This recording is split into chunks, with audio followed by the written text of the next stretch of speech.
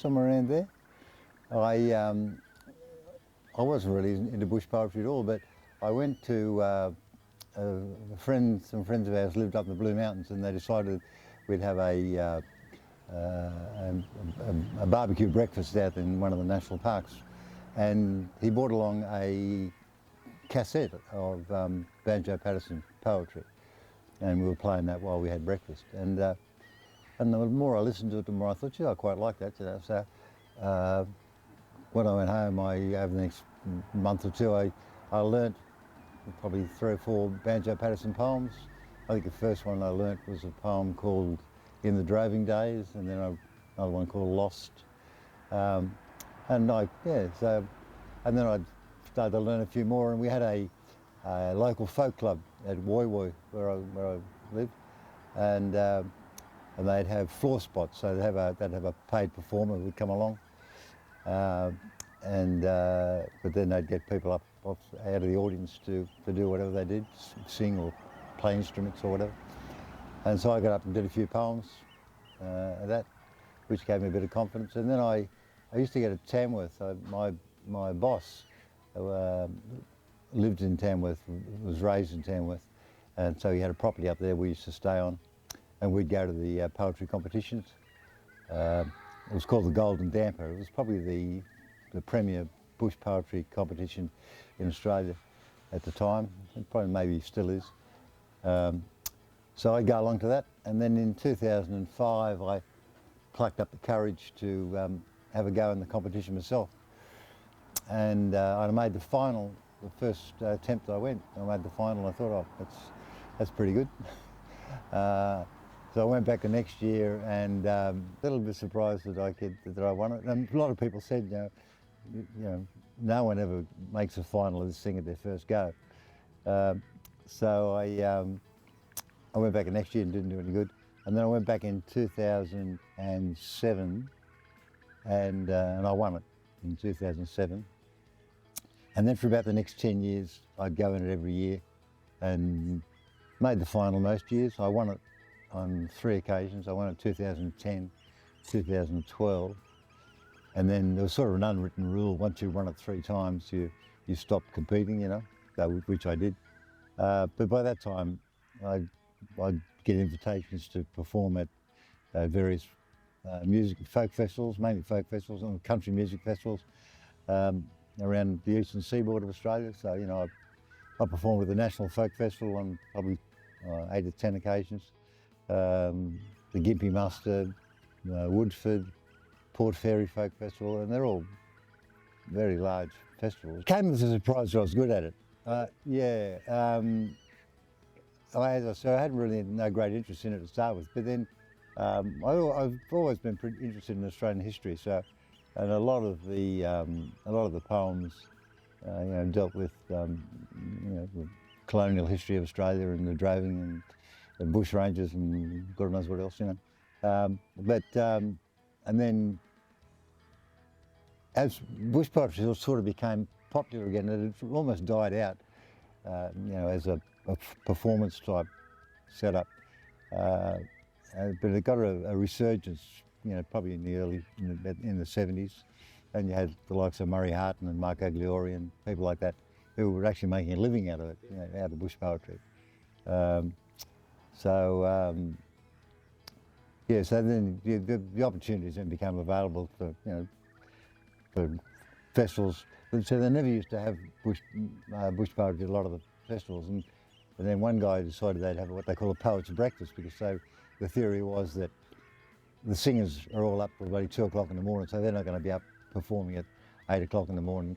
But the poets, a lot of the poets are older guys anyway, so the poets would be happy. And the other thing was, at most of the festivals, there's nothing on, say, before about 10 o'clock in the morning. So that sort of 8 to 10 spot was vacant, basically. So they put Poets Breakfast on, and they became really popular. Yeah. You'd have maybe 1 or 2 you know, paid performers who would sort of run the whole thing, and they'd do quite a few poems. But it was the opportunity for people to get up out of the audience and come and you tried to make it as welcoming as you could for them. So you say, listen, mate, if you want to get up, if you want to read your poem, that's all right. You haven't got to memorise it. If you want to read it, get up and do it. And we'd have more people than we could fit into that 2-hour period. You know, you'd have people. You'd have to say, mate, if you come back tomorrow, mate, we'll make sure you're on the first half of the list, type of thing. And it's still to this day, it's still very popular. The National Folk Festival, we'd have maybe 100, 200 people there in the morning. You know, fill the venue. I've always had a bit of interest in Australian history, and you look at the various poets. I mean, probably our two best-known poets would be Banjo Paterson and Henry Lawson, and they both sort of wrote about the bush, but they wrote it from completely different perspectives. Banjo Paterson was from fairly successful family, although they did run into trouble at the end, and he was an incredible character.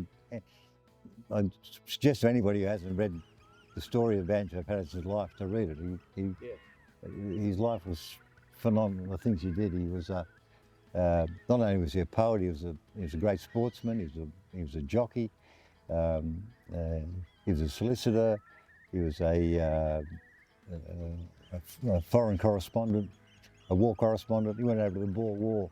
Actually, one of the funny stories, if you read any of the books about Banjo Paterson, he went over to the Boer War with a contingent from, I think it was South Australians, because Australia's the Commonwealth hadn't been set up then. And he went over, and there was a group of medicos on the ship with him. So the doctors and nurses and all that. And I think it was some English guy decided that these medicos needed to have some experience with firearms. So, I mean, they go into the Boer War, so they really needed to be able to handle a firearm. And Paterson says, so what they did, they threw bottles over the side for them to practice their pistol shooting, and they towed a barge behind the ship for rifle shooting. And Paterson said, as far as I know, he said, no one ever hit a bottle, and half of them managed to miss the Indian Ocean. So he had quite a sense of humour. And then you had Henry Lawson, who was, brought up and lived through all the harshest parts of the outback of Australia, and he had all sort of problems. He was deaf, from a very early age. But so they sort of both wrote about similar areas, but from a different perspective. Well, I think Paterson was a bit more romantic, see? Whereas Lawson portrayed the harshness of the bush as it was, in the shearing sheds. And once again, incredible what the characters they did. Lawson walked from Burke to Hungerford, carrying a swag, and I've driven it. It's a decent boat. It's a hell of a. He walked with another guy, another poet, and I think they at one stage they met up with Breaker Morant and Will Ogilvie as well. They were two of the other great poets on the way up.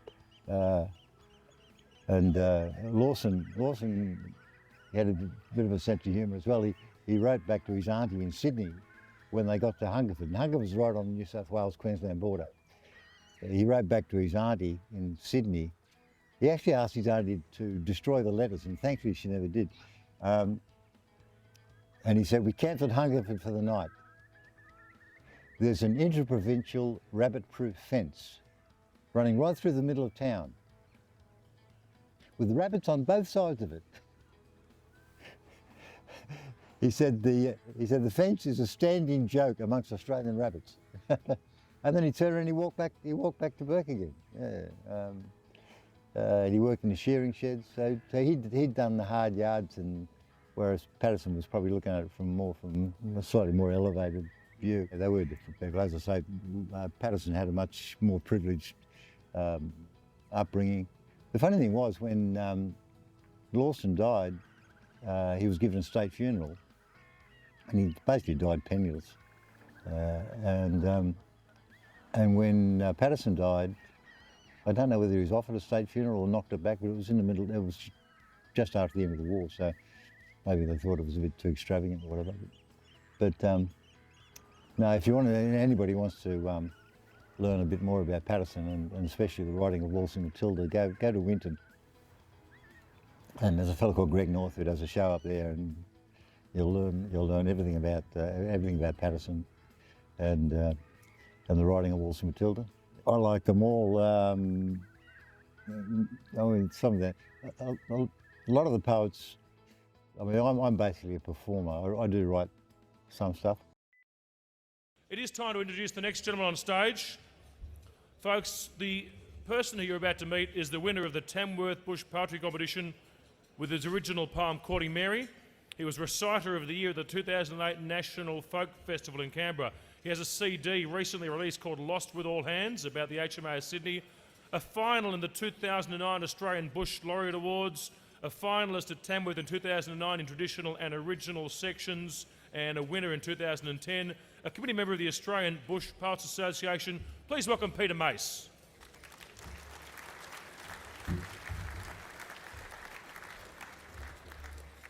Thank you. I normally do this in the beer garden at the Long Yard Hotel in Tamworth. This is just a little bit classier than that, really, isn't it? I'd like to start off with the poem that was just mentioned, Courting Mary, that I won Tamworth with in 2007. Because we're always told when we're young to do what our mothers tell us. There's a tale about a fellow who tried to do what his mother told him, but unfortunately it didn't quite work out. Now I'm getting on in years and I'm feeling all the fears that hits a man at this time of his life. Because I'm near on 79 and my dear mum's past her prime, but she says it's time I found myself a wife. Now I'm handy around the farm, but just seem to lack the charm that causes ladies' hearts to sort of melt. But it's no use me resisting, for me mum, she is insisting. So I'm off to get a woman with the cards I have been dealt. Now I had my eye on Mary, worked down at Johnson's Dairy, and 'twas with her that I would make me vows. Now she's not too smooth and silken, and when she's at the milking, she does tend to just blend in with the cows. Well, now that I've chose her, must I get me a proposer? Or do I simply yard her with the sheep? Or tag her in the ear or brand her on the rear? 'Cause I think she's going to cost a bit to keep. Now, Mum says a gift's the way to go, to break the ice and so, to take the first step in me marriage quest, find what she hasn't got or what she likes a lot, and of all the plans, I reckon that's the best. Now, Mary cycled to the dairy, and a route she didn't vary, so by the bridge I crouched down in the reeds. I could really check her out, as nobody was about, and I was sure that I'd see something that she needs. Now when Mary rode along, sure the wind was fairly strong, and a bluer dress clear up above her head. Now when I spied that there behind, I damn near changed my mind, and I thought of reinforcing mother's bed. Now from what I believe she said, there was nothing she did need. Then I saw this look of pain on Mary's face. Sure her hands were cold and bare on that freezing morning there. And then I knew some gloves I had to chase. Went off to town next day, couldn't keep me mum away. She had to get some bloomers while about. Reckons I'd been using hers and they were full of burrs, and anyway, I'd worn the buggers out. So while she shopped for the knickers, I checked out the gloves and stickers, and the sales assistant says, "Can I help you?" "Some gloves from off this rack." "What size?" she answers back. I say she's about a 14 in a shoe. Well, I bought this pair in grey as Mum grabbed the lingerie, and the knickers could have covered Bondi Beach. But with both the parcels wrapped and me strategies all mapped, I headed home to polish up me speech. Well, as I headed out that night, me hair and clothes a sight, I lifted up the parcel off the bed. But in me haste to leave, through the house I had to weave. Didn't I grab me mother's knickers now instead? Well, I banged on Mary's door, speech and parcel in me paw, and she opens up with, "Jack, how do you do? Says, I am doing fine, and I hope you do not mind, but I bought this here wee present up for you. Well, as Mary opened up the gift, sure me heart just give a lift. And I went back to me speech to find my place. I thought, here I'm doing well, just a local country swell. Then I saw this frown come over Mary's face. Now you may be wondering there why I bought this special pair. It was when I saw you riding on your bike. It was on, I saw you hadn't any on.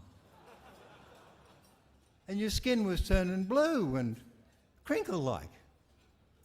Now your man says they may be tight when you're getting home at night, but if they are, you really shouldn't hurry, because hopefully I'll be there with a slightly larger pair, and I'll have these off in no time, don't you worry. Now if you leave them on too long, they can sweat a bit and pong. So every month or so, they need a clean. And if the fur inside pokes out while you're wearing them about, just push it back, just so it can't be seen. So then I saw her there with the knickers in the air. I said, Mary, there's been a terrible mistake.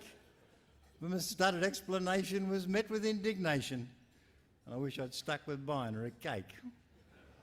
With things flying round me head, I can't recall the things I said. When the knickers struck me full in the face, I thought retreat's the way to go, as I jumped the fence and so went back to Mum to tell of my disgrace. Still see Mary round the town. She just greets me with a frown, but she seems to be a little out of sorts.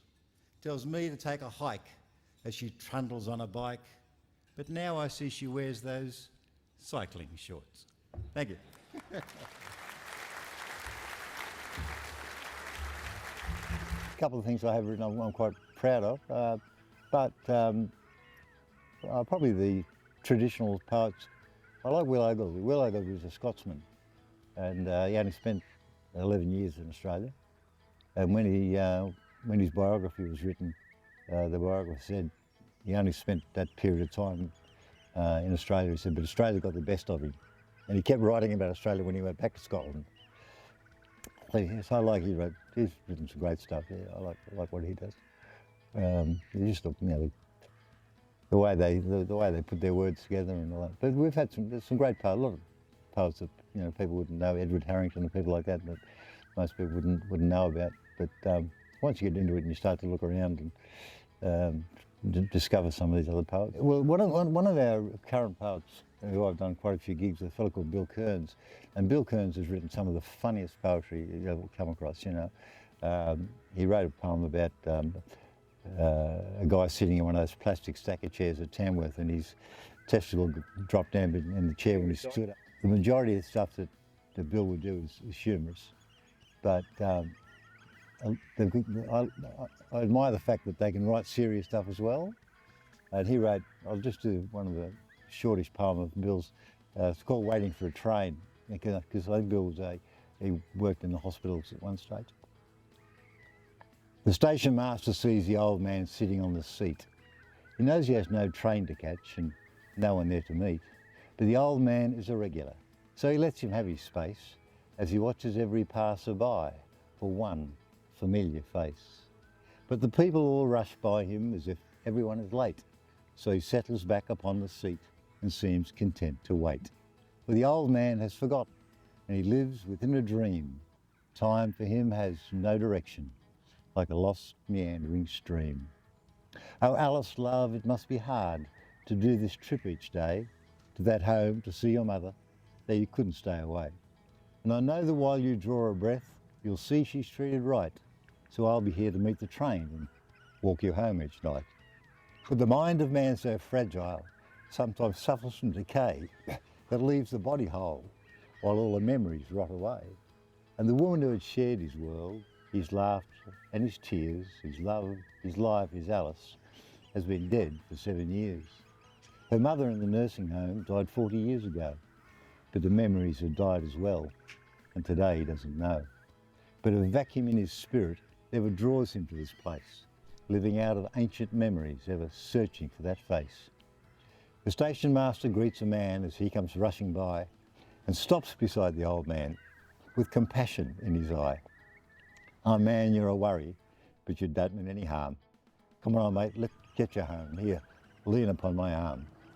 The station master watches shuffling footsteps passing by and whispers softly, "There, but for the grace of God go I."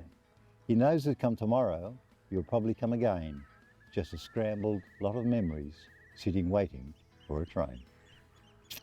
Bill Kearns. Yeah, so as I say, and we've got some great, Carol Duke, and we've got some great writers, Tom McElveen. Some of the guys who write don't perform a great deal, but they write, and women, they write wonderful stuff, you know. As I say, I do mainly performance. I tend to write poems from sort of personal experience, you know. If I go somewhere, see something, or hear a story that, you know, I'll tend to write about it. I went up to Narandra. What year it was now? Maybe 2008. I went to Narandra to a festival with my mentor in this bush poetry lark was a fellow called John Dengate, and I drove John to Narandra, and while we were there, I think it was around St Patrick's Day. Yeah, it was in March, and they announced that they'd discovered the wreck of the HMAS Sydney. Sydney was lost off the coast of Western Australia on the 19th of November 1941. She was returning from escorting a troop ship to Singapore.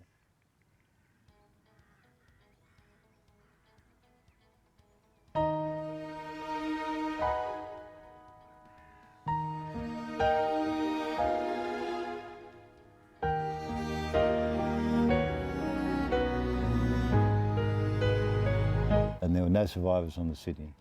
And to this day, it's our worst naval disaster. But, and there's a monument to the Sydney at Geraldton, and it includes a bronze statue of a windswept woman looking out to sea. They're waiting for news of the ship and her crew. And the strange thing is, the monument was built before they found the wreck. And when they found the wreck and they went back to the monument, she should look straight at it. Yeah, anyway. So I wrote, when I got home, I wrote this poem called Lost with All Hands. Her hull was laid down on a far distant shore when the threat to world peace was too great to ignore. Designed for a purpose, and that purpose was war, the dockyards were building the Sydney. Launched when the Great Depression held sway, in action to keep the Italians at bay by blockading ports in the Med far away from her namesake, the city of Sydney. With the world now at war, the real work has begun. Against Germany now, soon Japan's rising sun. The Bartolomeo felt her twin 6-inch guns the day she was sunk by the Sydney. Steaming down south to the west of Shark Bay, a freighter is seen at the close of the day, with the flag of the Dutch flying there on display, but a raider is stalking the Sydney. The captain approached what he thought was a friend, but the 1,000 yards was too close to defend, when the flag of the Reich on the mast did ascend, and all hell breaks loose on the Sydney. Taking water and burning, she turns on the Hun, returning her fire, these colours won't run. Determined to finish what she has begun, she fought to the end, did the Sydney. The battle is over. Both ships drift in the haze, the cormorant scuttled and the Sydney ablaze. The painful conclusion made after 6 days, all hands have gone down with the Sydney. The bronze woman stands gazing, grief etched on her face, symbolising the mothers and wives who with grace had waited for news on the last resting place of their loved ones who served on the Sydney. It was just a dark smudge on a video screen, but the hunters were cheering for what they had seen, then the thoughtful reflection on what it may mean, had they found the wreck of the Sydney. A nation had waited 67 long years long after the loved ones had shed all their tears. Then a shadowy shape on the sonar appears and reveals the wreck of the Sydney. A cold, watery grave for her captain and crew. No one will ever know what they went through when the Cormorant's guns and her torpedoes flew straight into the heart of the Sydney. The fate of 645 men, remembered in silence by the Navy, and when the wreaths were cast out and the priest whispered Amen, and they prayed for the souls of the Sydney. The wreaths were cast out, the priest whispered Amen, and they prayed for the souls of the Sydney. So that was what I wrote for the Sydney, and I've had the honour of doing that at the Maritime Museum in Sydney, at the memorial at Geraldton, and the Australian War Memorial. So I got a bit of a funny reception. When I did it at the War Memorial, Ted Graham, who was the guy who actually launched the search for the Sydney, was launching a book, and he got me along. We also had Tim Fisher, the late, at the War Memorial. Tim Fisher had flown back from Singapore to be at the at this launch, and Ted said to him, "Oh, God, Peter's going to do his poem," and Tim Fisher said, "Oh, there goes half my speech," he said. But one of the great things about it is the sort of people you meet. Like I had dinner with Tim Fisher that night, which was fantastic. Yeah, so the country music festivals, the Bush Poets, the Poets' Breakfast are quite big, you know, and they'll get almost always professional, semi-professional poets, you know, to perform at those. You know, I mean, I've done a few of them over the years, but I mean, I basically do it as a hobby. I just enjoy doing it. Enjoy meeting the people, and I enjoy seeing the reaction from what you do as well. You know, I had a situation a few years ago where Anita and I were doing a in Croatia, and we had we were doing the second half of a trip. Some people were doing the first half, some were doing the second half, some were doing the whole lot, and they said they decided to have a dinner for everybody. So a big table, I'm sitting down, a bloke I thought I didn't know sitting beside me, and just chatting away to me, and the subject of Probus came up, Probus clubs. And I said to him, I said, I've been guest speaker at quite a few Probus clubs, you know, they enjoy the poetry or whatever. I said, no, I didn't say the poetry. I just said, I said, just been a guest speaker at a few Probus clubs.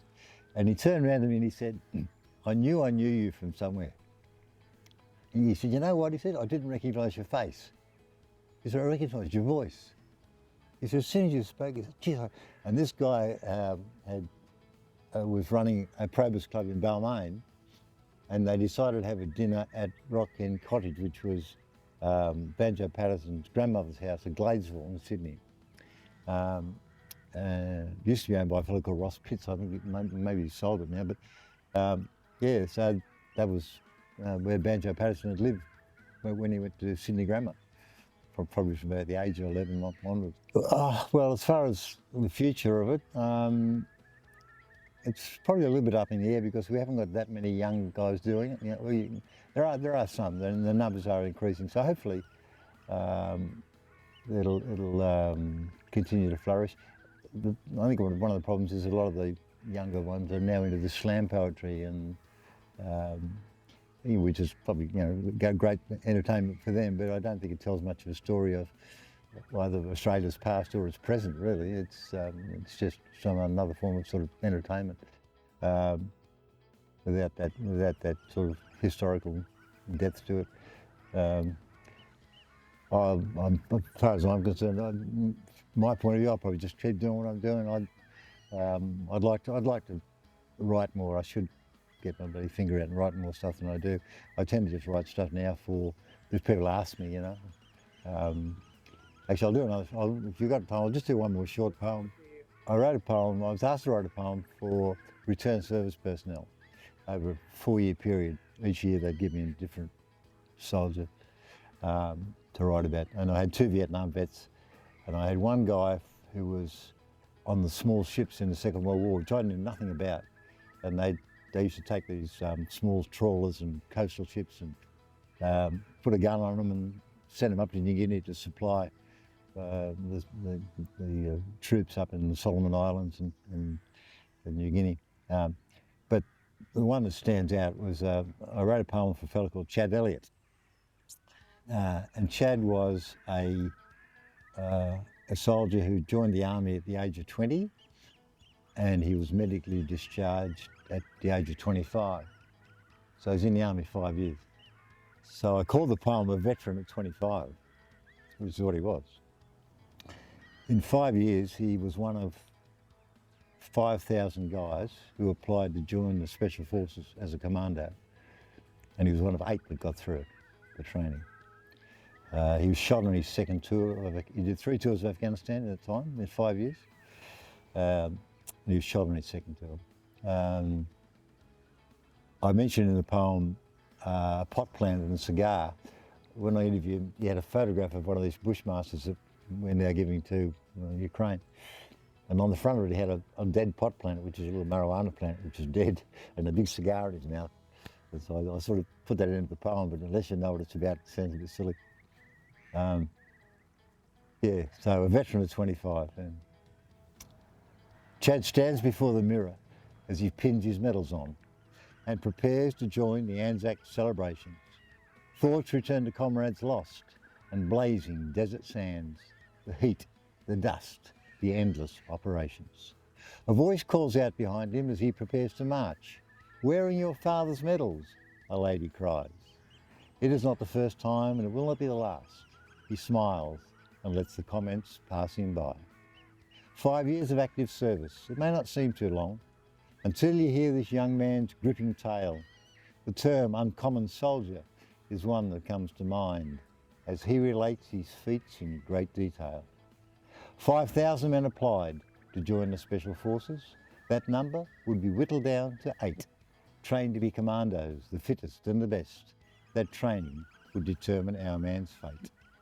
First tour of Afghanistan at the age of 22, in the battles to defeat the Taliban, coming to grips with children being used as human shields in the border regions up near Pakistan.